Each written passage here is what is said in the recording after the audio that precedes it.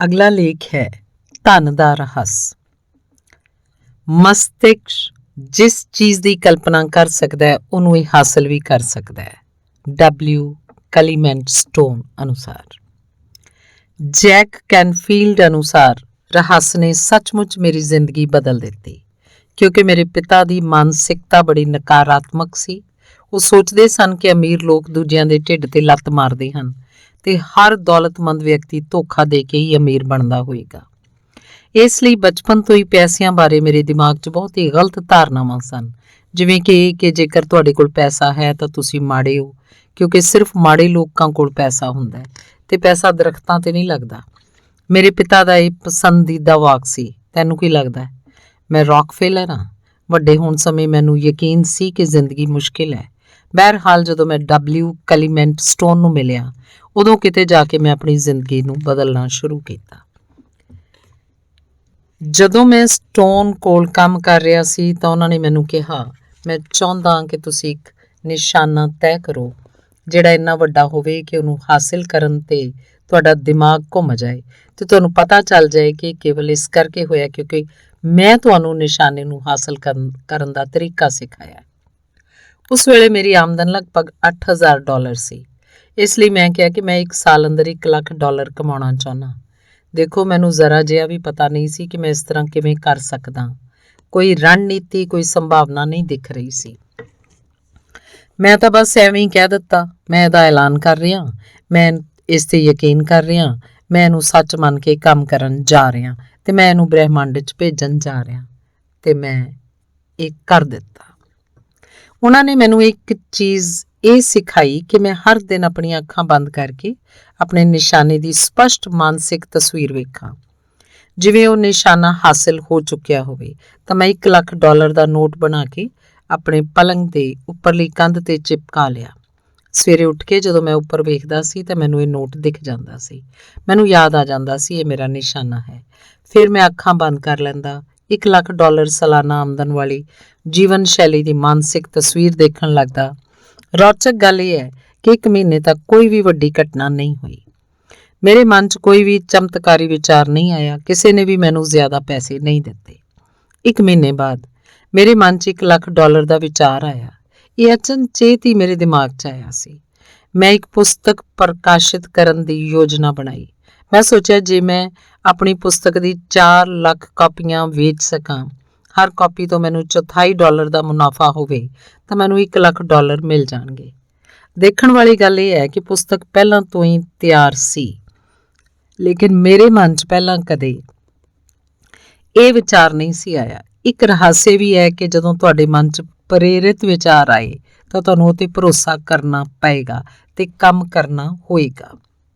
ਮੈਂ ਨਹੀਂ ਜਾਣਦਾ ਸੀ ਕਿ 4 ਲੱਖ ਕਾਪੀਆਂ ਕਿਸ ਤਰ੍ਹਾਂ ਵਿਕਣਗੀਆਂ। ਫਿਰ ਮੈਂ ਸੁਪਰਮਾਰਕੀਟ 'ਚ ਨੈਸ਼ਨਲ ਇਨਕੁਆਇਰਰ ਦੇਖਿਆ। ਮੈਂ ਇਹਨੂੰ ਲੱਖਾਂ ਵਾਰੀ ਦੇਖ ਚੁੱਕਿਆ ਸੀ ਕਿਉਂਕਿ ਇਹ ਉੱਥੇ ਪਿਛੋਕੜ 'ਚ ਲੱਗਿਆ ਰਹਿੰਦਾ ਸੀ। ਅਚਨਚੇਤ ਮੇਰੇ ਦਿਮਾਗ 'ਚ ਇੱਕ ਵਿਚਾਰ ਨੇ ਲਿਸ਼ਕਾਰਾ ਮਾਰਿਆ। ਮੈਂ ਸੋਚਿਆ ਜੇ ਪਾਠਕਾਂ ਨੂੰ ਮੇਰੀ ਪੁਸਤਕ ਬਾਰੇ ਪਤਾ ਚੱਲ ਜਾਏ ਤਾਂ ਯਕੀਨਨ 4 ਲੱਖ ਲੋਕ ਇਹਨੂੰ ਖਰੀਦ ਲੈਣਗੇ। ਨਿਸ਼ਾਨਾ ਬਣਾਉਣ ਦੇ ਤਕਰੀਬਨ 1 ਮਹੀਨੇ ਬਾਅਦ ਮੈਂ ਨਿਊਯਾਰਕ ਦੇ ਹੰਟਰ ਕਾਲਜ 'ਚ 600 ਟੀਚਰਾਂ ਸਾਹਮਣੇ ਭਾਸ਼ਣ ਦਿੱਤਾ। ਲੈਕਚਰ ਤੋਂ ਬਾਅਦ ਇੱਕ ਮਹਿਲਾ ਮੇਰੇ ਕੋਲ ਆ ਕੇ ਬੋਲੀ, ਤੁਹਾਡਾ ਲੈਕਚਰ ਬਹੁਤ ਵਧੀਆ ਸੀ, ਮੈਂ ਤੁਹਾਡਾ ਇੰਟਰਵਿਊ ਲੈਣਾ ਚਾਹੁੰਦੀ ਹਾਂ। ਇਹ ਰਿਹਾ ਮੇਰਾ ਕਾਰਡ। ਮੈਨੂੰ ਬਾਅਦ 'ਚ ਪਤਾ ਲੱਗਿਆ ਕਿ ਉਹ ਮਹਿਲਾ ਫ੍ਰੀਲਾਂਸ ਪੱਤਰਕਾਰ ਸੀ ਤੇ ਨੈਸ਼ਨਲ ਇਨਕੁਆਇਰਰ 'ਚ ਲੇਖ ਲਿਖਦੀ ਸੀ। ਦਾ ਟਵਾਈਲਾਈਟ ਜ਼ੋਨ ਦੀ ਵਿਸ਼ਾ ਵਸਤੂ ਮੇਰੇ ਦਿਮਾਗ 'ਚ ਗੂੰਜਣ ਲੱਗੀ। ਜਿਵੇਂ ਉਹ ਇਹ ਚੀਜ਼ ਸੱਚਮੁੱਚ ਕਰ ਰਹੀ ਹੈ। ਉਹ ਲੇਖ ਛਪ ਗਿਆ ਤੇ ਪੁਸਤਕ ਦੀ ਵਿਕਰੀ ਵਧਣ ਲੱਗੀ। ਮੈਂ ਇਹ ਦੱਸਣਾ ਚਾਹੁੰਦਾ ਕਿ ਮੈਂ ਆਪਣੇ ਜੀਵਨ 'ਚ ਇਹਨਾਂ ਸਾਰੀਆਂ ਘਟਨਾਵਾਂ ਨੂੰ ਆਕਰਸ਼ਿਤ ਕਰ ਰਿਹਾ ਸੀ, ਜਿਨ੍ਹਾਂ 'ਚੋਂ ਪੱਤਰਕਾਰ ਵੀ ਸ਼ਾਮਲ ਸੀ। ਲੰਮੀ ਕਹਾਣੀ ਨੂੰ ਸੰਖੇਪ 'ਚ ਕਿਹਾ ਜਾਏ ਤਾਂ ਮੈਨੂੰ ਉਸ ਸਾਲ $1,00,000 ਦੀ ਕਮਾਈ ਨਹੀਂ ਹੋ ਪਾਈ। ਸਾਡੀ ਕਮਾਈ $92.347 ਸੀ। ਲੇਕਿਨ ਕੀ ਤੁਸੀਂ ਸੋਚਦੇ ਹੋ ਕਿ ਅਸੀਂ ਗਮਗੀਨ ਹੋ ਗਏ ਤੇ ਕਹਿਣ ਲੱਗ ਪਏ ਇਹ ਕਾਰਗਰ ਨਹੀਂ ਹੈ? ਨਹੀਂ, ਇਹਦੀ ਬਜਾਏ ਅਸੀਂ ਤਾਂ ਇਹ ਕਹਿ ਰਹੇ ਸੀ ਕਿ ਇਹ ਅਦਭੁਤ ਹੈ। ਮੇਰੀ ਪਤਨੀ ਨੇ ਮੈਨੂੰ ਕਿਹਾ, ਜੇਕਰ ਇਹ ਤਰੀਕਾ 1 ਲੱਖ ਲਈ ਕੰਮ ਕਰਦਾ ਹੈ ਤਾਂ ਕਿ ਇਹ 10 ਲੱਖ ਲਈ ਵੀ ਕੰਮ ਕਰੇਗਾ। ਮੈਂ ਕਿਹਾ ਮੈਨੂੰ ਨਹੀਂ ਪਤਾ, ਲੇਕਿਨ ਲੱਗਦਾ ਤੇ ਹੈ, ਅਸੀਂ ਕੋਸ਼ਿਸ਼ ਕਰਕੇ ਦੇਖਦੇ ਹਾਂ। ਮੇਰੇ ਪਬਲਿਸ਼ਰ ਨੇ ਚਿਕਨ ਸੂਪ ਫॉर द ਸੋਲ ਪੁਸਤਕ ਲਈ ਜਦੋਂ ਮੈਨੂੰ ਰਾਇਲਟੀ ਦਾ ਚੈੱਕ ਕੱਟਿਆ ਤਾਂ ਉਹਨਾਂ ਨੇ ਆਪਣੇ ਦਸਤਖਤ 'ਚ ਇੱਕ ਸਮਾਈਲੀ ਬਣਾ ਦਿੱਤੀ, ਕਿਉਂਕਿ ਪਹਿਲੀ ਵਾਰ ਕਿਸੇ ਨੂੰ $10 ਲੱਖ ਦਾ ਚੈੱਕ ਦੇ ਰਹੇ ਸਨ। ਮੈਂ ਆਪਣੇ ਅਨੁਭਵਾਂ ਨਾਲ ਜਾਣਦਾ, ਕਿਉਂਕਿ ਮੈਂ ਇਹਦੀ ਪਰਖ ਕਰ ਚੁੱਕਿਆ ਕਿ ਇਹ ਰਹੱਸ ਸੱਚਮੁੱਚ ਕੰਮ ਕਰਦਾ ਹੈ। ਬਿਲਕੁਲ ਕਰਦਾ ਹੈ। ਇਹਨੇ ਪੂਰੀ ਤਰ੍ਹਾਂ ਕੰਮ ਕੀਤਾ ਤੇ ਉਸ ਦਿਨ ਤੋਂ ਬਾਅਦ ਮੈਂ ਸ਼ਾਨਦਾਰ ਜੀਵਨ ਦਾ ਆਨੰਦ ਲੈ ਰਿਹਾ। ਰਹੱਸ ਦੇ ਗਿਆਨ ਤੇ ਆਕਰਸ਼ਣ ਦੇ ਨਿਯਮ ਨੂੰ ਜੀਵਨ ਦੇ ਹਰ ਖਿੱਤੇ 'ਚ ਲਾਗੂ ਕੀਤਾ ਜਾ ਸਕਦਾ ਹੈ। ਇਹ ਪ੍ਰਕਿਰਿਆ ਹਰ ਉਸ ਚੀਜ਼ ਤੇ ਲਾਗੂ ਕੀਤੀ ਜਾ ਸਕਦੀ ਹੈ ਜਿਹਨੂੰ ਤੁਸੀਂ ਪਾਉਣਾ ਚਾਹੁੰਦੇ ਹੋ। ਇਸ 'ਚ ਪੈਸਾ ਵੀ ਸ਼ਾਮਲ ਹੈ। ਪੈਸੇ ਨੂੰ ਆਕਰਸ਼ਿਤ ਕਰਨ ਲਈ ਤੁਹਾਨੂੰ ਦੌਲਤ ਤੇ ਧਿਆਨ ਕੇਂਦਰਿਤ ਕਰਨਾ ਹੋਏਗਾ। ਜੀਵਨ 'ਚ ਜ਼ਿਆਦਾ ਪੈਸੇ ਪਾਉਣਾ ਅਸੰਭਵ ਹੈ ਜੇਕਰ ਤੁਹਾਡਾ ਧਿਆਨ ਇਸ ਵੱਲ ਹੋਵੇ ਕਿ ਤੁਹਾਡੇ ਕੋਲ ਬਥੇਰੇ ਪੈਸੇ ਨਹੀਂ ਹਨ। ਇਹਦਾ ਮਤਲਬ ਹੈ ਕਿ ਤੁਸੀਂ ਆਪਣੇ ਦਿਮਾਗ 'ਚ ਇਹ ਵਿਚਾਰ ਸੋਚ ਰਹੇ ਹੋ ਕਿ ਤੁਹਾਡੇ ਕੋਲ ਬਥੇਰੇ ਪੈਸੇ ਨਹੀਂ ਹਨ। ਘੱਟ ਪੈਸਿਆਂ ਤੇ ਧਿਆਨ ਕੇਂਦਰਿਤ ਕਰੋਗੇ ਤਾਂ ਤੁਸੀਂ ਆਪਣੇ ਜੀਵਨ 'ਚ ਇਹੋ ਜਿਹੇ ਹਾਲਾਤ ਪੈਦਾ ਕਰ ਲਓਗੇ ਜਿਨ੍ਹਾਂ 'ਚ ਤੁਹਾਡੇ ਕੋਲ ਘੱਟ ਪੈਸੇ ਹੋਣਗੇ। ਦੌਲਤਮੰਦ ਬਣਨ ਲਈ ਤੁਹਾਨੂੰ ਧਨ ਦੀ ਬਹੁਤਾਤ ਤੇ ਧਿਆਨ ਕੇਂਦਰਿਤ ਕਰਨਾ ਪਏਗਾ। ਤੁਹਾਨੂੰ ਆਪਣੇ ਵਿਚਾਰਾਂ ਤੋਂ ਇੱਕ ਨਵਾਂ ਸੰਕੇਤ ਭੇਜਣਾ ਪਏਗਾ। ਇਹ ਵਿਚਾਰ ਇਸ ਤਰ੍ਹਾਂ ਦੇ ਹੋਣੇ ਚਾਹੀਦੇ ਹਨ ਕਿ ਤੁਹਾਡੇ ਕੋਲ ਇਸ ਵੇਲੇ ਕਾਫੀ ਤੋਂ ਜ਼ਿਆਦਾ ਹੈ। ਦਰਅਸਲ ਆਪਣੀ ਕਲਪਨਾ ਨੂੰ ਉਡਾਨ ਭਰਨ ਦਿਓ। ਯਕੀਨ ਕਰੋ ਕਿ ਤੁਹਾਡੇ ਕੋਲ ਇਸ ਵੇਲੇ ਤੁਹਾਡੀ ਮਨਚਾਹੀ ਦੌਲਤ ਹੈ। ਇੰਜ ਕਰਨਾ ਬੜਾ ਮਜ਼ੇਦਾਰ ਹੁੰਦਾ ਹੈ। ਤੁਸੀਂ ਧਿਆਨ ਦਿਓਗੇ ਕਿ ਜਦੋਂ ਤੁਸੀਂ ਦੌਲਤਮੰਦ ਹੋਣ ਦਾ ਡਰਾਮਾ ਕਰੋਗੇ ਤੇ ਖੇਡ ਖੇਡੋਗੇ ਤਾਂ ਤੁਸੀਂ ਤੁਰੰਤ ਪੈਸਿਆਂ ਬਾਰੇ ਬਿਹਤਰ ਮਹਿਸੂਸ ਕਰਨ ਲੱਗੋਗੇ, ਤੇ ਜਦੋਂ ਤੁਸੀਂ ਪੈਸਿਆਂ ਬਾਰੇ ਜ਼ਿਆਦਾ ਚੰਗਾ ਮਹਿਸੂਸ ਕਰੋਗੇ ਤਾਂ ਪੈਸਾ ਤੁਹਾਡੇ ਜੀਵਨ 'ਚ ਪ੍ਰਵਾਹਿਤ ਹੋਣ ਲੱਗੇਗਾ। ਜੈਕ ਦੀ ਅਦਭੁਤ ਕਹਾਣੀ ਤੋਂ ਪ੍ਰੇਰਿਤ ਹੋ ਕੇ ਦ ਸੀਕ੍ਰੇਟ ਟੀਮ ਨੇ ਇੱਕ ਕੋਰਾ ਚੈੱਕ ਬਣਾਇਆ ਜਿਹੜਾ ਦ ਸੀਕ੍ਰੇਟ ਵੈਬਸਾਈਟ ਤੇ ਮੁਫਤ 'ਚ ਡਾਊਨਲੋਡ ਕੀਤਾ ਜਾ ਸਕਦਾ ਹੈ। ਇਹ ਕੋਰਾ ਚੈੱਕ ਤੁਹਾਡੇ ਲਈ ਹੈ ਤੇ ਇਹਦੀ ਪੇਮੈਂਟ ਬ੍ਰਹਿਮੰਡ ਦਾ ਬੈਂਕ ਕਰੇਗਾ। ਤੁਸੀਂ ਇਸ 'ਚ ਆਪਣਾ ਨਾਂ, ਰਕਮ ਆਦਿ ਭਰ ਕੇ ਇਹੋ ਜਿਹੀ ਜਗ੍ਹਾ ਤੇ ਰੱਖੋ ਜਿੱਥੇ ਤੁਸੀਂ ਇਹਨੂੰ ਹਰ ਦਿਨ ਦੇਖ ਸਕੋ। ਚੈੱਕ ਵੱਲ ਦੇਖਣ ਸਮੇਂ ਭਾਵਨਾ ਮਹਿਸੂਸ ਕਰੋ ਜਿਵੇਂ ਉਹ ਪੈਸਾ ਤੁਹਾਡੇ ਕੋਲ ਇਸੇ ਵੇਲੇ ਮੌਜੂਦ ਹੈ। ਉਸ ਪੈਸੇ ਨੂੰ ਖਰਚ ਕਰਨ ਦੀ ਕਲਪਨਾ ਕਰੋ। ਉਹਨਾਂ ਸਾਰੀਆਂ ਚੀਜ਼ਾਂ ਨੂੰ ਖਰੀਦਣ ਦੀ ਕਲਪਨਾ ਕਰੋ ਜਿਨ੍ਹਾਂ ਨੂੰ ਤੁਸੀਂ ਖਰੀਦਣਾ ਚਾਹੁੰਦੇ ਹੋ। ਉਹ ਸਾਰੇ ਕੰਮ ਕਰਨ ਦੀ ਕਲਪਨਾ ਕਰੋ ਜਿਹੜੇ ਤੁਸੀਂ ਕਰਨਾ ਚਾਹੁੰਦੇ ਹੋ। ਮਹਿਸੂਸ ਕਰੋ ਕਿ ਕਿੰਨਾ ਅਦਭੁਤ ਹੈ। ਜਾਣ ਲਓ ਕਿ ਉਹ ਪੈਸਾ ਤੁਹਾਡਾ ਹੋ ਚੁੱਕਿਆ ਹੈ, ਕਿਉਂਕਿ ਤੁਸੀਂ ਜਦੋਂ ਮੰਗਦੇ ਹੋ ਤਾਂ ਮਿਲ ਜਾਂਦਾ ਹੈ। ਸੈਂਕੜੇ ਲੋਕਾਂ ਨੇ ਦੱਸਿਆ ਹੈ ਕਿ ਦ ਸੀਕ੍ਰੇਟ ਚੈੱਕ ਦਾ ਇਸਤੇਮਾਲ ਕਰਕੇ ਉਹਨਾਂ ਨੇ ਬਹੁਤ ਵੱਡੀ ਰਕਮ ਹਾਸਲ ਕੀਤੀ ਹੈ। ਇੱਕ ਮਜ਼ੇਦਾਰ ਤੇ ਕਾਰਗਰ ਖੇਡ ਹੈ। ਪ੍ਰਚੁਰਤਾ ਨੂੰ ਆਕਰਸ਼ਿਤ ਕਰੋ। ਕਿਸੇ ਵਿਅਕਤੀ ਦੇ ਕੋਲ ਬਥੇਰੇ ਪੈਸੇ ਨਹੀਂ ਹੋਣ ਦਾ ਇਕੱਲਾ ਕਾਰਨ ਇਹ ਹੈ ਕਿ ਉਹ ਆਪਣੇ ਵਿਚਾਰਾਂ ਰਾਹੀਂ ਪੈਸਿਆਂ ਨੂੰ ਆਪਣੇ ਕੋਲ ਆਉਣ ਤੋਂ ਰੋਕ ਰਿਹਾ ਹੈ। ਹਰ ਨਕਾਰਾਤਮਕ ਵਿਚਾਰ, ਭਾਵਨਾ ਜਾਂ ਭਾਵ ਤੁਹਾਡੀ ਚੰਗਾਈ ਨੂੰ ਤੁਹਾਡੇ ਤੱਕ ਆਉਣ ਤੋਂ ਰੋਕ ਰਿਹਾ ਹੈ ਤੇ ਇਸ 'ਚ ਪੈਸਾ ਵੀ ਸ਼ਾਮਲ ਹੈ। ਬ੍ਰਹਿਮੰਡ ਪੈਸੇ ਨੂੰ ਤੁਹਾਡੇ ਕੋਲ ਆਉਣ ਤੋਂ ਰੋਕ ਰਿਹਾ ਕਿਉਂਕਿ ਤੁਹਾਨੂੰ ਜਿੰਨੇ ਪੈਸਿਆਂ ਦੀ ਲੋੜ ਹੈ ਉਨਾ ਪੈਸਾ ਅਦ੍ਰਿਸ਼ 'ਚ ਇਸ ਵੇਲੇ ਮੌਜੂਦ ਹੈ। ਜੇ ਤੁਹਾਡੇ ਕੋਲ ਬਥੇਰੇ ਪੈਸਾ ਨਹੀਂ ਹਨ ਤਾਂ ਇੰਜ ਇਸ ਕਰਕੇ ਹੈ ਕਿਉਂਕਿ ਤੁਸੀਂ ਧਨ ਦੇ ਪ੍ਰਵਾਹ ਨੂੰ ਆਪਣੇ ਕੋਲ ਆਉਣ ਤੋਂ ਰੋਕ ਰਹੇ ਹੋ।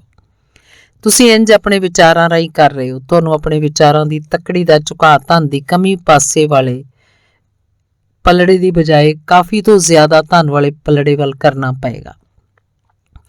ਅਭਾਵ ਦੀ ਬਜਾਏ ਬਹੁਤਾਤ ਦੇ ਵਿਚਾਰ ਸੋਚੋਗੇ ਤਾਂ ਤੱਕੜੀ ਦਾ ਝੁਕਾਅ ਬਦਲ ਜਾਏਗਾ।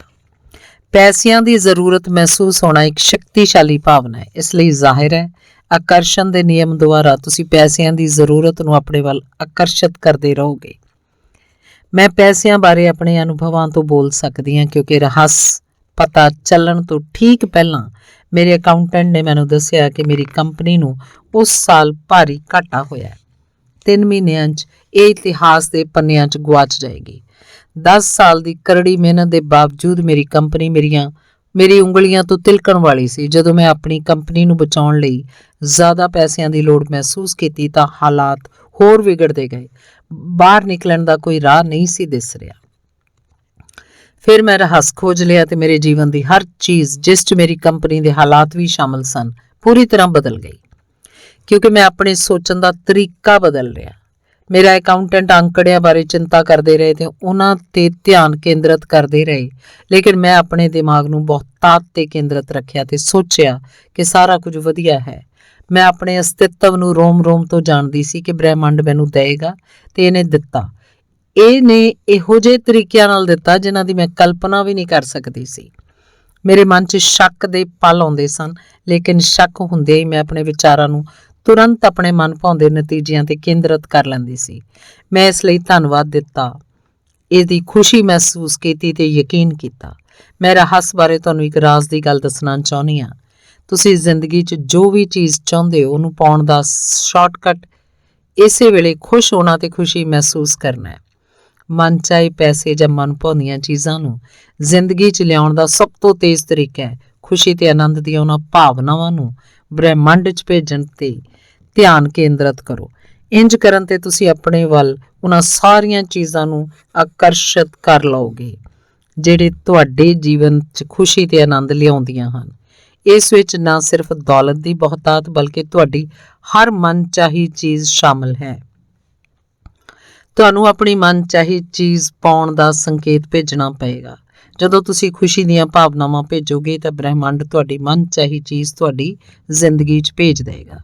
ਆਕਰਸ਼ਣ ਦਾ ਨਿਯਮ ਤੁਹਾਡੇ ਸਭ ਤੋਂ ਅੰਦਰਲੇ ਵਿਚਾਰਾਂ ਤੇ ਭਾਵਨਾਵਾਂ ਨੂੰ ਸਾਕਾਰ ਕਰਦਾ ਹੈ।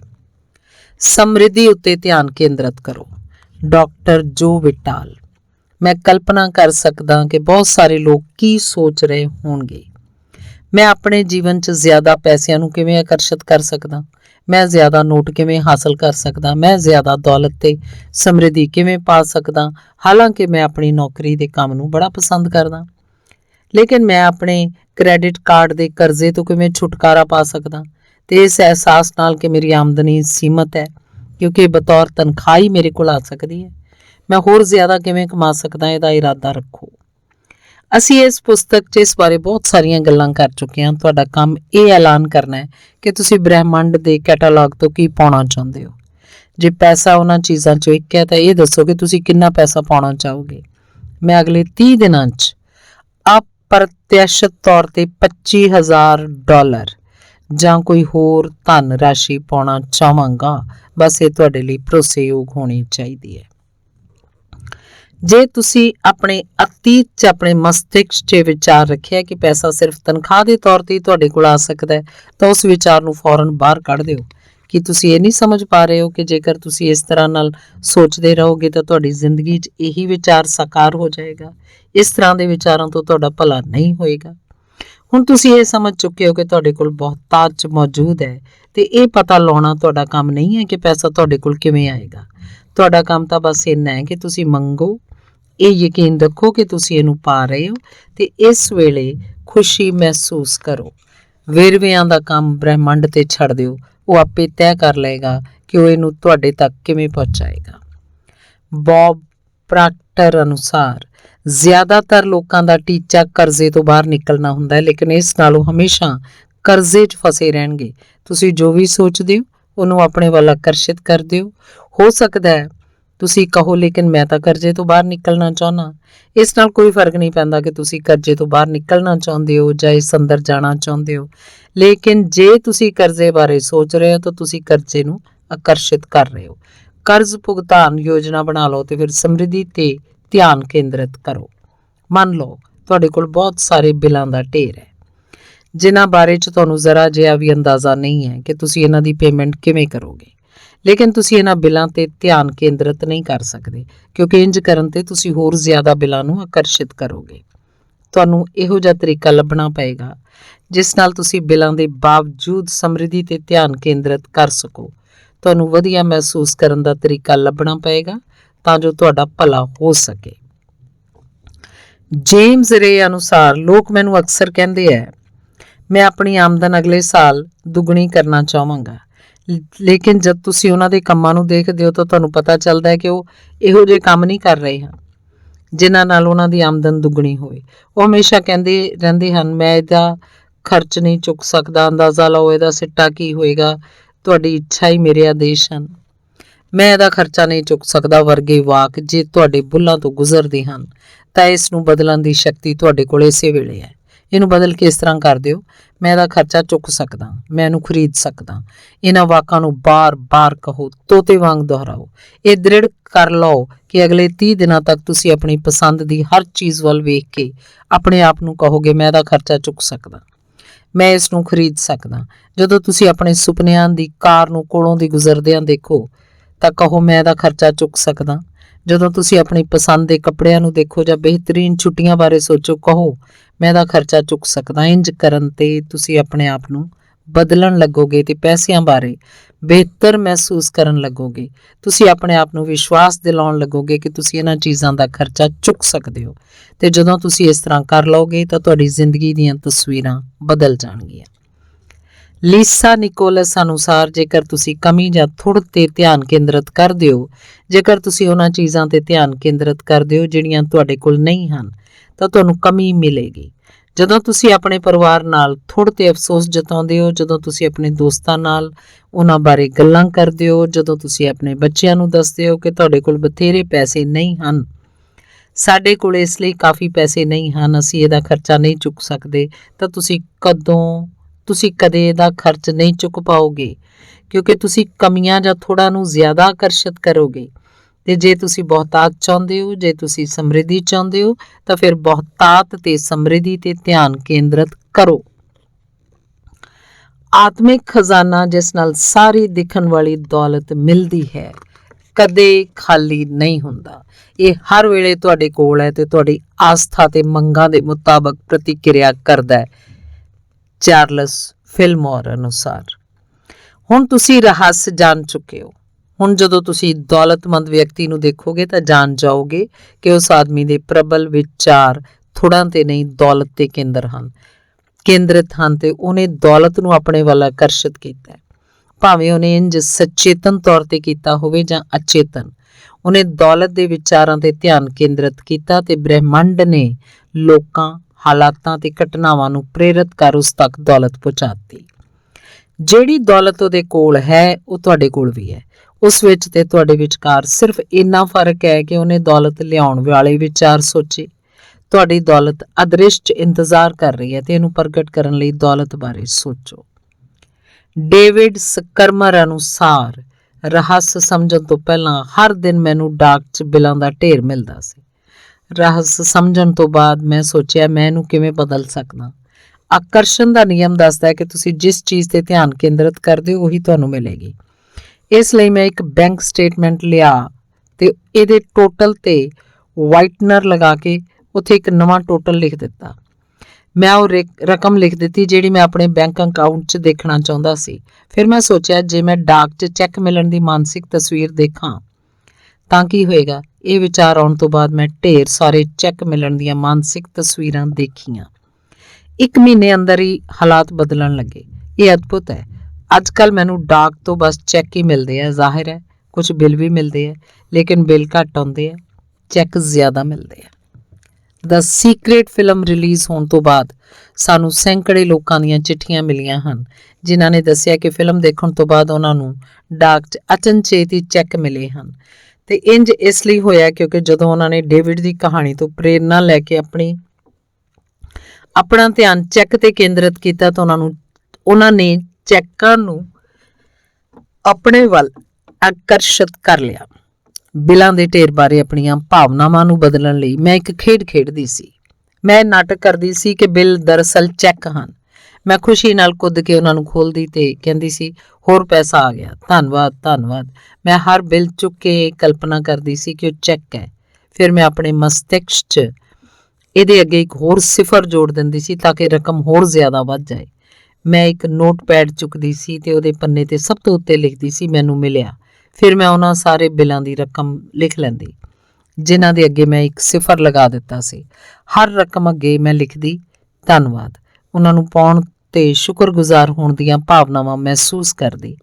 ਜਦੋਂ ਤੱਕ ਕਿ ਮੇਰੀਆਂ ਅੱਖਾਂ 'ਚ ਅੱਥਰੂ ਨਹੀਂ ਆ ਜਾਂਦੇ ਸਨ, ਫਿਰ ਮੈਂ ਹਰ ਬਿੱਲ ਨੂੰ ਦੁਬਾਰਾ ਚੁੱਕਦੀ ਸੀ। ਜਿਹੜੀ ਮਿਲਣ ਵਾਲੀ ਰਕਮ ਦੇ ਮੁਕਾਬਲੇ ਹੁਣ ਬੜੀ ਛੋਟੀ ਦਿਖਦੀ ਸੀ ਤੇ ਕਿਰਤੱਗਤਾ ਨਾਲ ਉਹਦਾ ਭੁਗਤਾਨ ਕਰ ਦਿੰਦੀ ਸੀ। ਮੈਂ ਆਪਣੇ ਬਿੱਲ ਉਦੋਂ ਤੱਕ ਕਦੇ ਨਹੀਂ ਖੋਲ੍ਹਦੀ ਸੀ ਜਦੋਂ ਤੱਕ ਕਿ ਆਪਣੇ ਅੰਦਰ ਇਹ ਭਾਵਨਾ ਨਹੀਂ ਭਰ ਲੈਂਦੀ ਸੀ ਕਿ ਚੈੱਕ ਹਨ। ਉਹ ਬਿੱਲ ਨਹੀਂ, ਚੈੱਕ ਹਨ।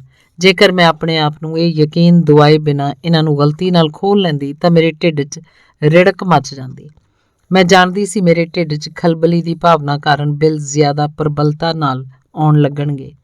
ਮੈਂ ਜਾਣਦੀ ਸੀ ਮੈਨੂੰ ਇਸ ਭਾਵਨਾ ਨੂੰ ਹਟਾ ਕੇ ਇਹਦੀ ਥਾਂ ਖੁਸ਼ੀਆਂ ਦੀਆਂ ਭਾਵਨਾਵਾਂ ਰੱਖਣੀਆਂ ਪੈਣਗੀਆਂ ਤਾਂ ਕਿ ਮੇਰੇ ਕੋਲ ਹੋਰ ਜ਼ਿਆਦਾ ਪੈਸੇ ਆ ਸਕਣ। ਬਿੱਲਾਂ ਦੇ ਢੇਰ ਦਾ ਇਹ ਖੇਡ ਮੇਰੇ ਲਈ ਕਾਰਗਰ ਸਾਬਤ ਹੋਇਆ ਤੇ ਇਹਨੇ ਮੇਰੀ ਜ਼ਿੰਦਗੀ ਬਦਲ ਦਿੱਤੀ।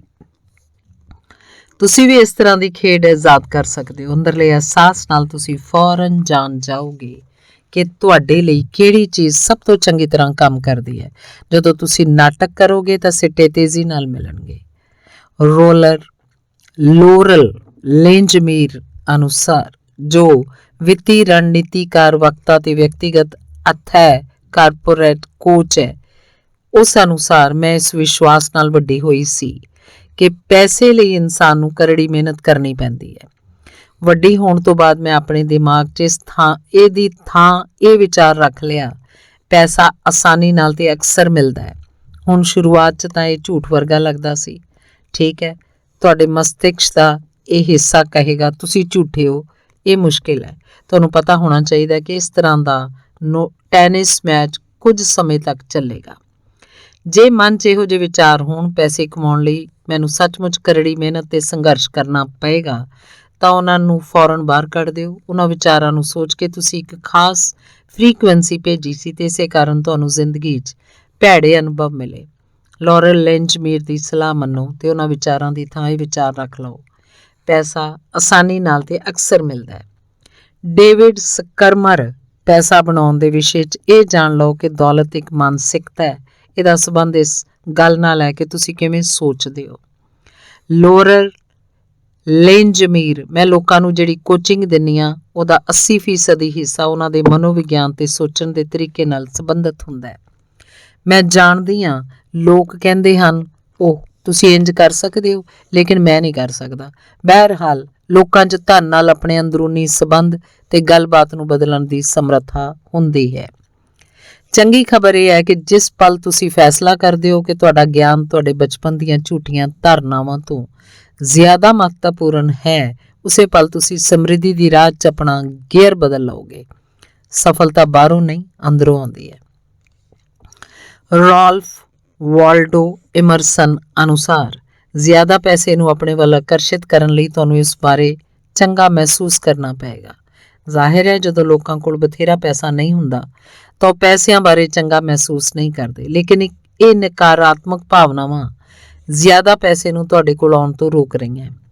ਤੁਹਾਨੂੰ ਇਸ ਚੱਕਰ ਨੂੰ ਰੋਕਣਾ ਪਏਗਾ। ਪੈਸਿਆਂ ਬਾਰੇ ਚੰਗਾ ਮਹਿਸੂਸ ਕਰਕੇ ਤੇ ਆਪਣੇ ਕੋਲ ਮੌਜੂਦਾ ਚੀਜ਼ਾਂ ਬਾਰੇ ਸ਼ੁਕਰਗੁਜ਼ਾਰ ਹੋ ਕੇ ਤੁਸੀਂ ਇਸ ਚੱਕਰ ਨੂੰ ਰੋਕ ਸਕਦੇ ਹੋ। ਇਹ ਕਹਿਣਾ ਤੇ ਮਹਿਸੂਸ ਕਰਨਾ ਸ਼ੁਰੂ ਕਰੋ, ਮੇਰੇ ਕੋਲ ਕਾਫੀ ਤੋਂ ਵੱਧ ਪੈਸੇ ਹਨ, ਧਨ ਦੀ ਬਹੁਤਾਤ ਹੈ ਤੇ ਇਹ ਮੇਰੇ ਕੋਲ ਆ ਰਿਹਾ ਹੈ। ਮੈਂ ਦੌਲਤ ਦਾ ਚੁੰਬਕ ਹਾਂ, ਮੈਂ ਪੈਸਿਆਂ ਨੂੰ ਪਿਆਰ ਕਰਦਾ ਤੇ ਪੈਸੇ ਮੇਰੇ ਨਾਲ ਹਨ। ਮੈਨੂੰ ਹਰ ਦਿਨ ਪੈਸਾ ਮਿਲ ਰਿਹਾ, ਧੰਨਵਾਦ ਧੰਨਵਾਦ ਧੰਨਵਾਦ। ਪੈਸੇ ਪਾਉਣ ਲਈ ਪੈਸੇ ਦਿਓ। ਪੈਸੇ ਦੇਣੇ ਆਪਣੇ ਜੀਵਨ 'ਚ ਜ਼ਿਆਦਾ ਪੈਸੇ ਲਿਆਉਣ ਦੀ ਜ਼ਬਰਦਸਤ ਤਕਨੀਕ ਹੈ, ਕਿਉਂਕਿ ਇਹ ਕਰਨ ਵੇਲੇ ਦਰਅਸਲ ਤੁਸੀਂ ਕਹਿ ਰਹੇ ਹੋ, ਮੇਰੇ ਕੋਲ ਢੇਰ ਸਾਰੇ ਪੈਸੇ ਹਨ। ਹੈਰਾਨੀ ਦੀ ਕੋਈ ਗੱਲ ਨਹੀਂ ਹੈ।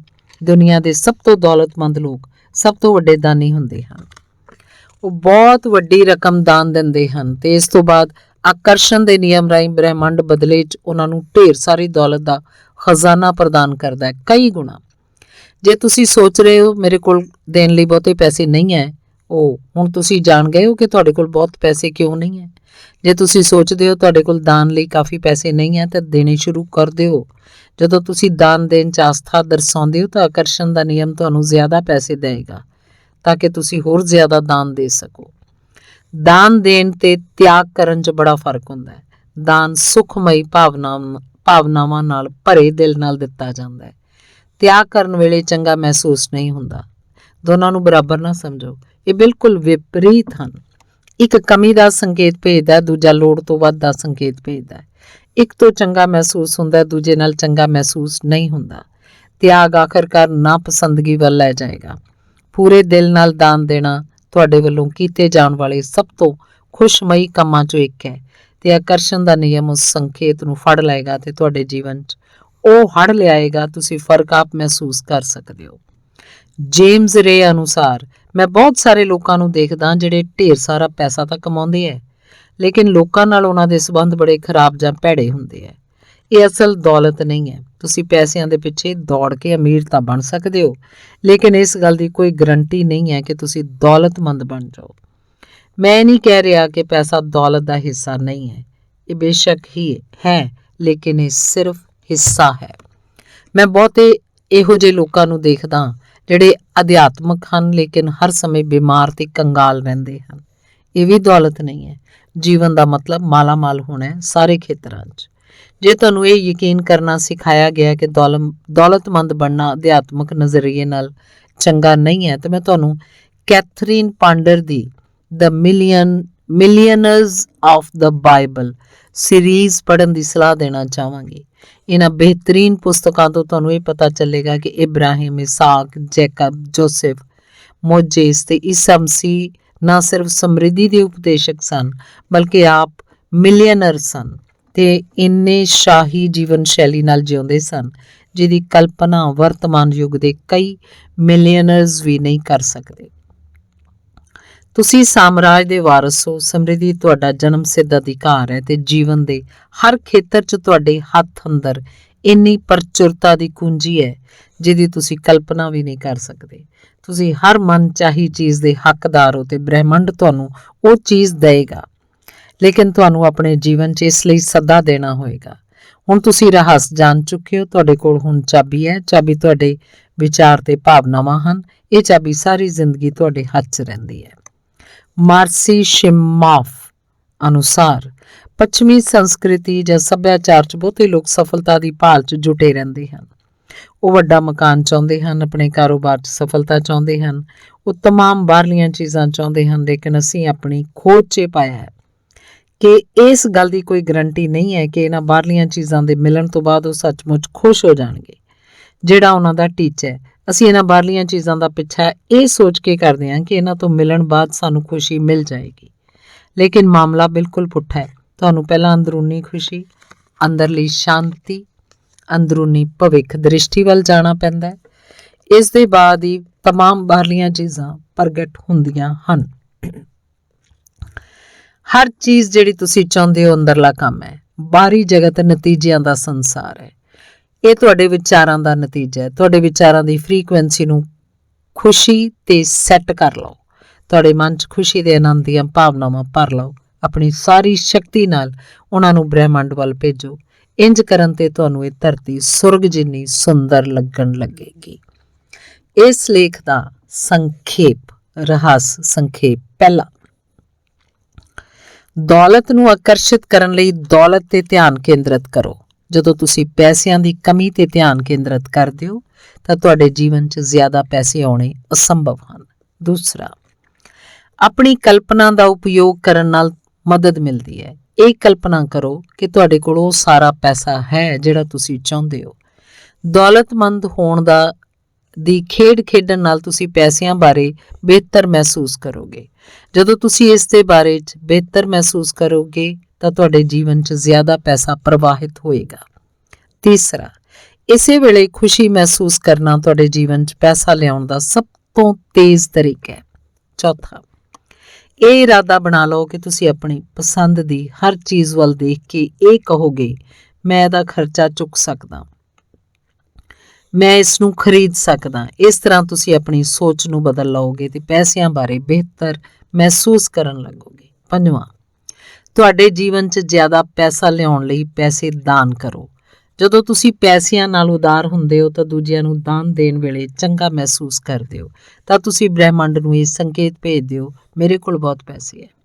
ਛੇਵਾਂ, ਡਾਕ 'ਚ ਚੈੱਕ ਮਿਲਣ ਦੀਆਂ ਮਾਨਸਿਕ ਤਸਵੀਰਾਂ ਦੇਖੋ। ਸੱਤਵਾਂ, ਆਪਣੇ ਵਿਚਾਰਾਂ ਦੀ ਤੱਕੜੀ ਦੇ ਦੌਲਤ ਵਾਲੇ ਪਲੜੇ ਨੂੰ ਭਾਰੀ ਰੱਖੋ। ਦੌਲਤ ਬਾਰੇ ਸੋਚੋ। ਧੰਨਵਾਦ।